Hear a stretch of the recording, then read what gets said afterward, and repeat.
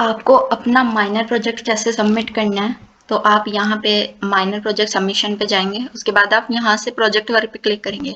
उसके बाद आपके सामने कुछ इस तरीके का इंटरफेस आ जाता है। आपको ये सारी चीजें जो है ना फिल करनी है। आपको यहाँ पे अपना प्रोजेक्ट टाइटल डालना है, आपका क्या एरिया है, क्या उसका एब्स्ट्रैक्ट है।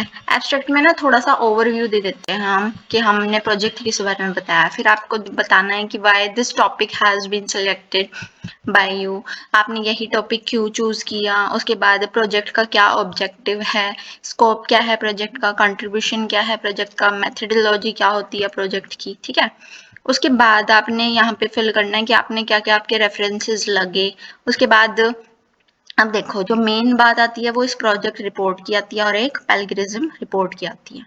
अब जो मैंने प्रोजेक्ट वर्क अपना बनाया था, प्रोजेक्ट रिपोर्ट बनाई थी मैंने, तो उसका मैंने यहाँ पे पीडीएफ बना के डाउनलोड कर दिया है।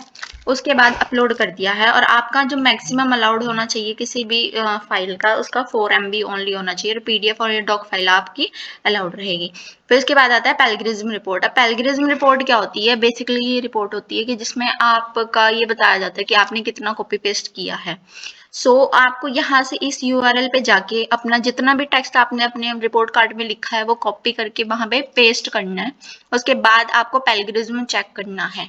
आपका प्लैगियरिज्म कम से कम 85% तो होना ही चाहिए।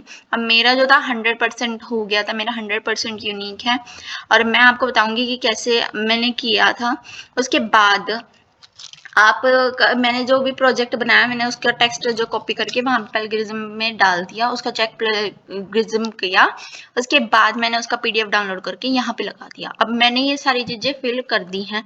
आपको अच्छे से चेक कर लेना है, 2-3 बार, जितनी मर्जी बार चेक करो कि आपने सारी चीजें अच्छे से डाली हुई हैं या नहीं डाली हुई हैं। उसके बाद आपने save and continue to viva पे कर देना है।